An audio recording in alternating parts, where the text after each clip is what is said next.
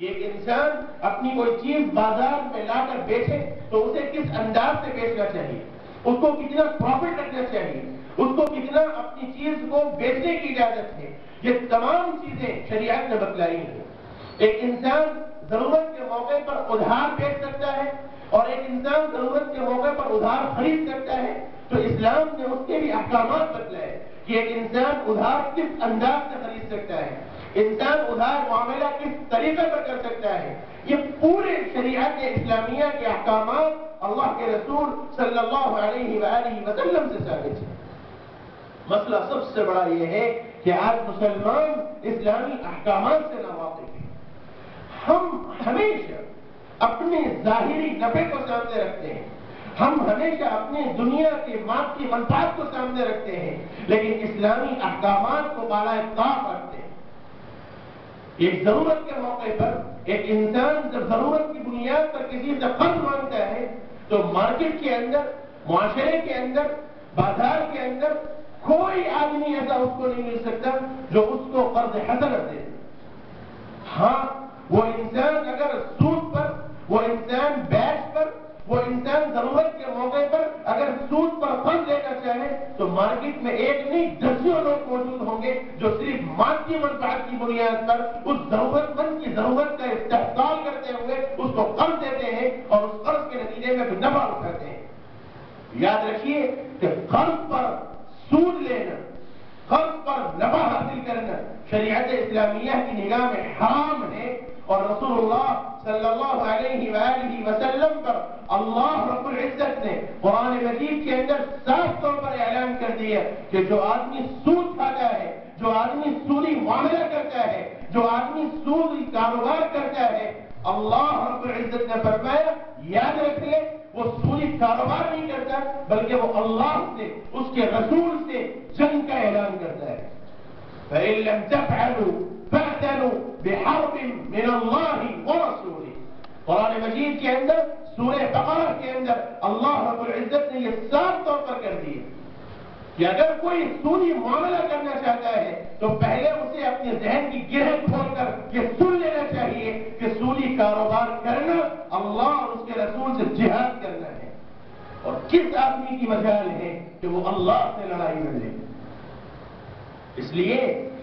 رسول اللہ صلی اللہ علیہ وآلہ وسلم نے مختلف ارشادات میں، مختلف اپنے فرمودات کے اندر اور مختلف اپنے اقوال کے اندر اس کی وضاحت فرمائی ہے کہ ایک آدمی ضرورت مند کو قرض دے اور ضرورت مند کو جب قرض کے طور پر 1 روپیہ اگر وہ دیتا ہے، حق تعالیٰ جل شانہ کل قیامت کے دن اس ضرورت مند کی ضرورت کو پورے کرنے پر اللہ رب العزت اپنے فضل کی بنیاد پر اس کو وہ بے پایا انعام اور وہ بے پایا ثواب عطا فرمائیں گے جس کا انسان تصور نہیں کر سکتا۔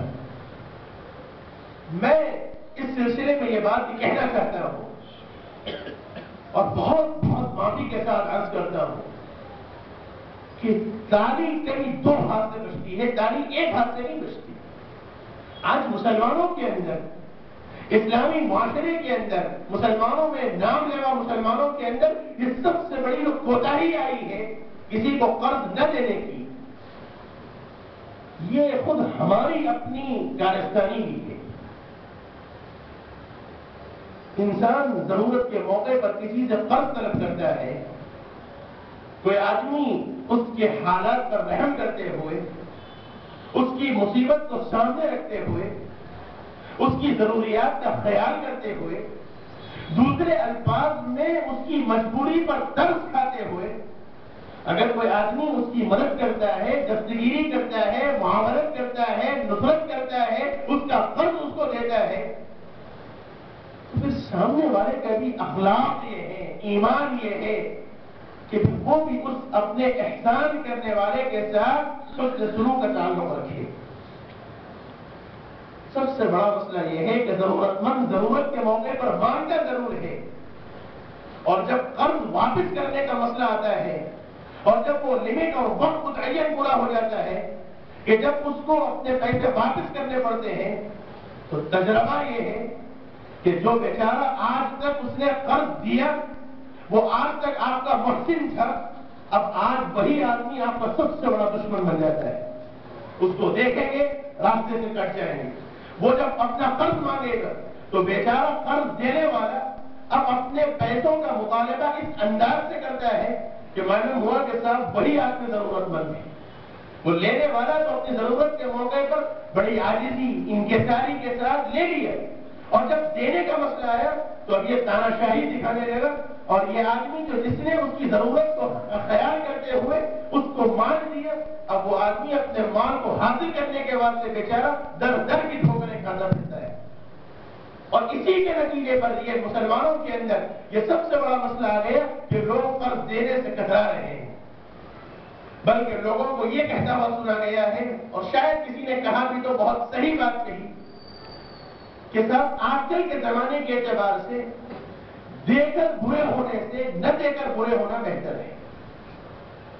میرے بھائیوں, اسلام نے دونوں طریقے بتلائے ہیں کہ ایک انسان کسی کے ساتھ معاملہ کرے تو جہاں ضرورت مند ہے اس کو قرض ضرور دے, لیکن پھر اس انسان کی اخلاقی یہ ذمہ داری بنتی ہے کہ پھر وہ اس کے اپنے مقررہ وقت پر اس کو واپس بھی کر دے. اگر کسی وجہ سے انتظام نہیں ہو پاتا تو اخلاق یہ ہے کہ انسان اس سے معذرت خواہی کرے, اس کے پاس جائے اور ادب کے ساتھ کہے کہ آپ کے ساتھ آپ نے میرے ساتھ معاملہ کیا, آپ نے مجھے قرض دیا,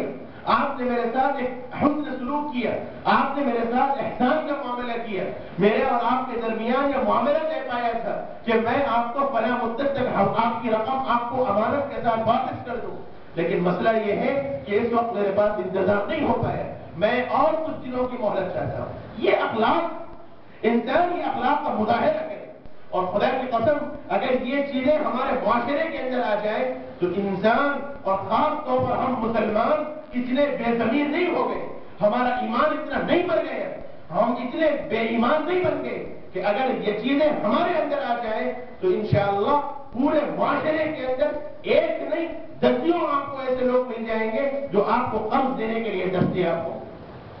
لیکن مسئلہ سب سے بڑا یہ ہے کہ ہم اپنے معاشرے کی سب سے پہلے اصلاح کریں. سودی قرض بڑا عام بن چکا ہے, ایک نہیں 2% نہیں, نہ جانے کتنے پرسنٹ لو, اور معلوم ہوا کہ کچھ مدتوں کے بعد وہ سود کی مدت اتنی بڑھ گئی جتنی آپ نے قرض لیا تھا اس سے زیادہ ہو گئے, اور وہ قرض دینے والا تو چاہتا ہی ہے کہ صاحب وہ مجھے نہ دے. میرے بھائیوں, رسول اللہ صلی اللہ علیہ وآلہ وسلم نے بہت اہمیت کے ساتھ یہ بات ذہن میں رکھی ہے کہ جس آدمی کے اوپر ایک قرضہ کسی کا ہوتا, بہت اہمیت کے ساتھ عرض کرتا ہوں, بہت توجہ سے میری یہ بات سنیے, رسول اللہ صلی اللہ علیہ وسلم کا معمول یہ تھا, رسول اللہ کا معمول تھا کہ حضور کسی آدمی کے انتقال کی جب اطلاع ملتی اللہ کے رسول پہلے یہ دریافت کرتے کہ اس کے اوپر کسی کا قرضہ ہے یا نہیں. جب اللہ کے رسول کو یہ بتلایا جاتا کہ یا رسول اللہ اس پر کسی کا قرضہ نہیں ہے تو اللہ کے رسول آگے آتے اور جنازے کی نماز پڑھاتے. اور اگر حضور کو یہ معلوم ہو جاتا کہ اس آدمی کے اوپر قرضہ ہے, رسول اللہ صلی اللہ علیہ وسلم پہلے پوچھتے کہ کتنا قرضہ ہے. جب بتلایا جاتا اتنا قرضہ ہے, حضور فرماتے کون ہے جو ان کے قرضے کی ذمہ داری ہے. اب اگر کوئی کہتا کہ یا رسول اللہ میں ان کے قرضے کا ذمہ دار ہوں تو رسول اللہ صلی اللہ علیہ وسلم آگے بڑھتے اور پھر نماز پڑھاتے.